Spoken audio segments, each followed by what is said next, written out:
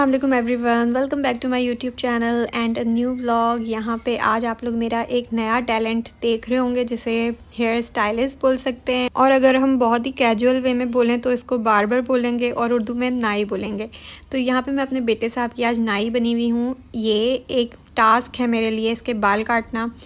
ये जब नाई के पास जाते हैं तो उनसे भी ये इतने बुरे बाल कटवा के आते हैं कि नाई ही परेशान होकर ना टेढ़े मेढ़े ही काट देता है एंड में।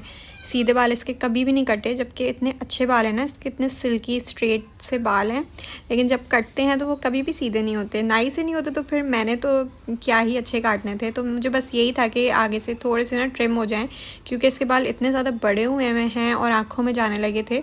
और मेरे एज़ ऑलवेज़ मियाँ के पास टाइम है नहीं अभी फ़िलहाल कि वो इसको लेके जा सकें शॉप। तो मैंने इसका वॉशरूम में बिल्कुल अच्छे से सेटअप बना दिया था। सामने मिरर में भी देख रही थी मैं और ये भी देख रहा था, और मैंने ना हाई चेयर रख दी थी, बेल्ट इसमें होती है वो लगा दी थी ताकि ये ज़्यादा हिले जुले नहीं, और जितना भी खिलाड़ा हो सारा वॉशरूम में हो।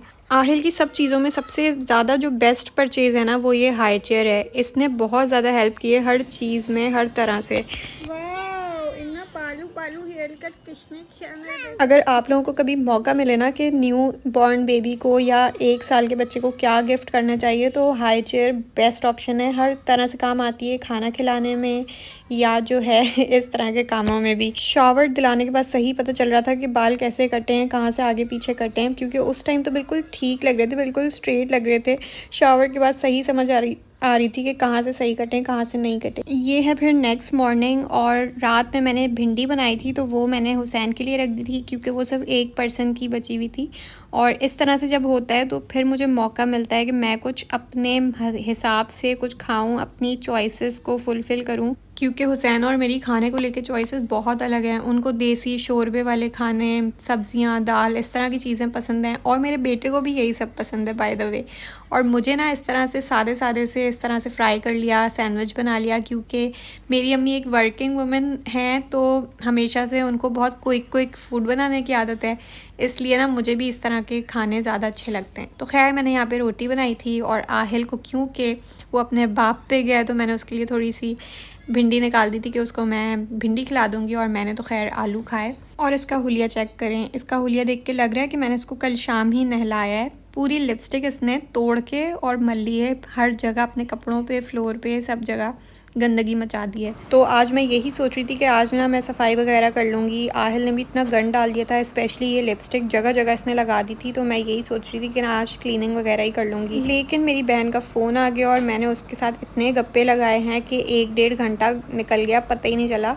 ये मगरिब के बाद का टाइम है, और अब मैं सोच रही थी कि क्या ही काम करूँगी, कुछ बचा ही नहीं है टाइम, सिर्फ अब खाना ही पक जाए वही बड़ी बात है। तो बस मैंने ना गोश्त निकाल लिया था, मैंने सोचा था आलू गोश्त बना लूँगी, मैंने उसको बस बॉईल करने के लिए चढ़ा दिया था। कपड़े थोड़े वॉश हुए हुए थे तो मैंने साथ ही इनको तय लगाई, और कबर्ड भी ना थोड़ी सी जमा के इसमें कपड़े डाले। स्पेशली मेरे हस्बैंड की साइड इतनी गंदी हुई हुई थी। वो कौन से हस्बैंड होते हैं जो ऑर्गेनाइज्ड होते हैं? मुझे ऐसा लगता है जब ये लड़के बैचलर होते हैं ना तब इनके सारे काम अच्छे से हो रहे होते हैं, इनकी कबर्ड भी जमी हुई होती है, इनको कुकिंग भी आती है, चाय भी बन जाती है, लेकिन शादी के बाद इनसे एक काम नहीं होता। और मैं 100% श्योर हूँ, क्योंकि मेरे भाई हैं अभी बैचलर हैं और उनके सारे काम वो खुद कर रहे होते हैं। कपड़े भी अपने खुद वॉश करते हैं, चाय भी बना लेते हैं, जब कुछ मर्ज़ी का खाना होता है खुद पका लेते हैं। लेकिन आई नो कि शादी के बाद वो भी कुछ नहीं करेंगे, उनकी बीवियां ही करेंगी काम सारे। तो बस मैंने थोड़ा सा ड्रामा देखा, क्योंकि गोश्त को गलने में टाइम था। तो बस यहाँ पे अभी मैं खाना बनाऊंगी। गोश्त हाफ़ गल चुका था 50%, और बाकी ना मैं इसको सालन के साथ ही पकाऊंगी। मुझे इतना लेट हो गया था कुकिंग स्टार्ट करते करते, तो मैं बहुत ही स्पीड में अब खाना पकाऊंगी। और जब ये होता है कि जब स्पीड में आप खाना पकाओ ना तो किचन बहुत ज़्यादा मैसी हो जाता है। लेकिन खैर मैं साथ साथ ना फिर भी कोशिश करती हूँ कि बर्तन साथ साथ वॉश करती रहूँ जो भी कुकिंग मैं करती हूँ। तो बस मैंने सबसे पहले एक प्याज को ब्राउन किया है मीडियम साइज़ की, और फिर उसमें 1 से 1.5 आलू है, बड़ा सा एक आलू था, ये मैंने ऐड किया है। साथ ही इसमें जो 50% गला हुआ गोश्त है वो ऐड किया, और लहसुन अदरक का पेस्ट, इसको मिक्स करके मैंने ब्लेंड कर लिया था मसाला, जिसमें टमाटर, 1 दही थोड़ा सा, और हरी मिर्चें, हरा धनिया, पुदीना, ये सब डाल के मैंने ब्लेंड किया। ये मसाला ऐड किया है, और अब मैं स्पाइसेस इसमें ऐड करूँगी, नमक, मिर्च, हल्दी, धनिया। और यहाँ जी मेरा नमक बिल्कुल एंड पे है, और कल मेरी चीनी ख़त्म हो गई थी तो मैंने वो मंगवाई थी और अभी मेरा नमक ख़त्म हो गया है, जबकि मैं 2 दिन पहले ग्रोसरी करके आई हूँ। मुझे बिल्कुल आइडिया नहीं था कि नमक और चीनी ख़त्म हो जाएंगे। ये धनिया भी जार में ख़त्म हुआ है, लेकिन ये मैं लेके आ गई थी तो ये पड़ा हुआ है। तो अभी मैं इसको फिल भी कर लूँगी सारे स्पाइसेस वगैरह डाल के। अब मैं इसकी अच्छे से बुनाई करूँगी और इसका थोड़ा सा ऑयल ऊपर आएगा जब इस तरह से ये मैंने अच्छे से बुनाई कर ली थी। इसका थोड़ा पानी भी ख़त्म हो गया था और ऑयल भी ऊपर आने लग गया था।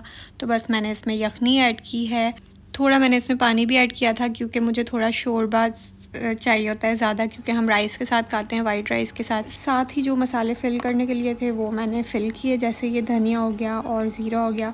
नमक तो मेरे पास था नहीं, वरना मैं वो भी फ़िल करती।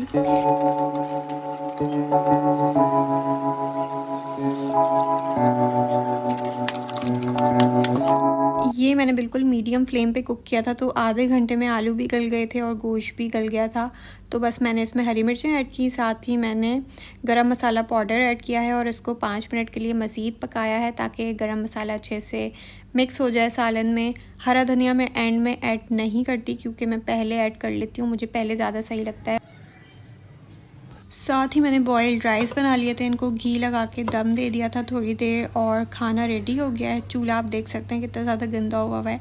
ये खैर मैं खाना वाना खा के फिर सही करूँगी क्योंकि बहुत ज़्यादा भूख लग रही थी, इतना लेट हो गया था, ऑलरेडी 11 तो बज गए थे। अल्लाह का जितना हम शुक्र अदा करें वो कम है। अल्लाह ताला हमें 3 वक्त का खाना नसीब करता है। अल्लाह ताला से दुआ है कि जब भी मैं ये खाना खा रही होती हूँ मेरे माइंड में गज़ा के लोग होते हैं यार, बेचारे उनका क्या हाल हुआ है, भूख से हर दिन हर पल तड़प रहे हैं लेकिन उनको खाना नसीब नहीं हो रहा। अल्लाह ताला बस सबको अपनी हिफाजत में रखे और ये आजमाइश जल्द अज जल्द उन लोगों की ख़त्म करे, क्योंकि ये वक्त उनके लिए बहुत मुश्किल है। खाने के बगैर कोई सरवाइव नहीं कर सकता और वहाँ के बच्चे बेचारे भूखे मर रहे हैं, तड़प रहे हैं। मैं तो सोचती हूँ कि उनकी माँ बाप उनको कैसे देख सकते होंगे इस तरह से भूखा प्यासा अपने बच्चों को।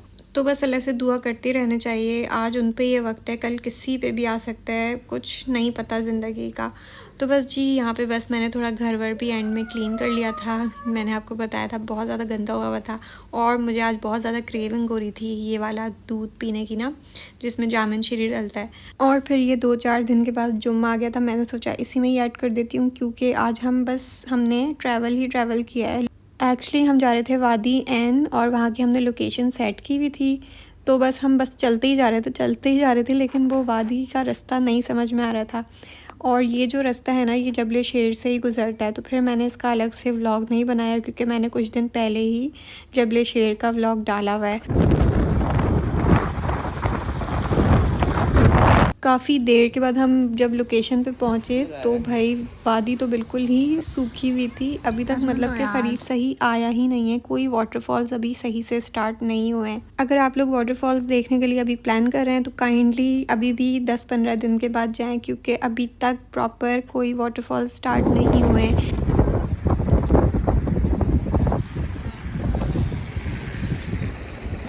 फिर वादी एन से रास्ता एक किरोना राती की तरफ निकलता है, तो फिर हमने सोचा कि किरोना राती जाके देखते हैं कि वहाँ का क्या सीन्स हैं। और यहाँ पे इतनी ज़्यादा विजिबिलिटी कम थी और बहुत ही ठंडा मौसम था, इतनी ठंडी हवा चल रही थी, क्लाउड्स बिल्कुल नीचे मतलब फ़ील हो रहे थे कि हमारे नीचे से गुज़र रहे हैं। यहाँ बस हमने थोड़ी सी मंचिंग कर ली थी क्योंकि भूख लगी हुई थी और फिर हम लोग आ गए थे थमरेत वाले जबल पे।